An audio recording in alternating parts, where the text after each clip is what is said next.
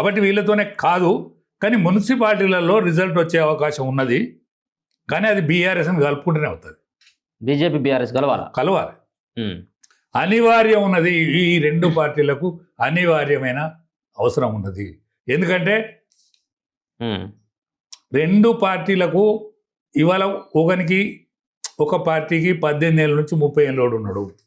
అది మీరు తయారు చేసిన వాళ్ళు కాదు వాళ్ళు. ఓకే, ఆ వైపు ఏమైనా చర్చలు అవుతా ఉన్నాయి? మీరు దగ్గర నుంచి చూసింది కాబట్టి బీజేపీ నాయకత్వానికి లేదు సోయి, ప్రజలలో ఉన్నది.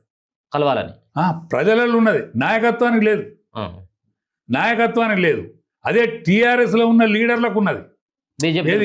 లీడర్షిప్ బీజేపీతో పొత్తు పెట్టుకోవాలి, ప్రచండమైన వెలుగుతాడు అక్కడ పైన మోడీ, ఆయనతో పొత్తు కలిస్తేనే మంచిగా ఉంటుందని వాళ్ళు అనుకుంటారు.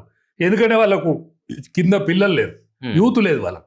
ఓకే, లీడర్షిప్ ఉన్నది వానికి, లీడర్షిప్ ఉన్నది కానీ యూత్ క్యాడర్ లేదు.